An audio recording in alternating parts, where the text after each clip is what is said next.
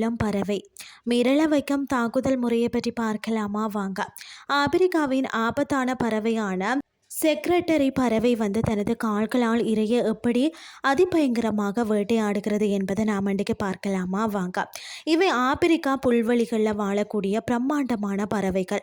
பாம்புகளை வேட்டையாடுவதில் இவை மிகவும் வல்லமை பெற்றவையா.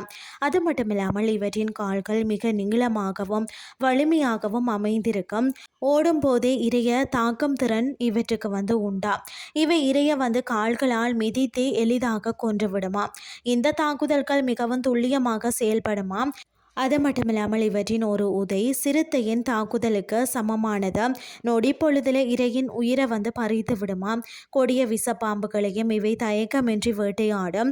கால்களால் மிதித்து பாம்பின் தலையை நசுக்கி விடுமா. இவை ஒரு நொடிக்கு பார்த்தீங்கன்னா 5 முறை உதைக்குமா. இந்த வேகம் எதிரியை திகைக்க செய்து விடும்னு சொல்லப்படுகிறது. அது மட்டுமில்லாமல் இவற்றின் கால்களில் உள்ள தடிமனான செதில்கள் பாதுகாப்பளிக்கும். பாம்பின் விஷப்பற்கள் இவற்றின் கால்களை துளைக்க முடியாது.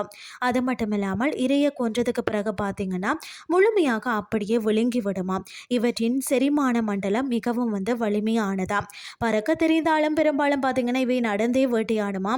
நாளொன்றுக்கு பல கிலோமீட்டர்கள் வரை நடக்குமா. செக்ரட்டரி பறவைகள் பார்த்தீங்கன்னு சொன்னால் சுற்றுச்சூழல் சமநிலைக்கு மிகவும் அவசியமானவை. இவற்றை அழிவில் இருந்து பாதுகாப்பது அனைவரின் முக்கிய கடமையாகும்னே சொல்லலாம்.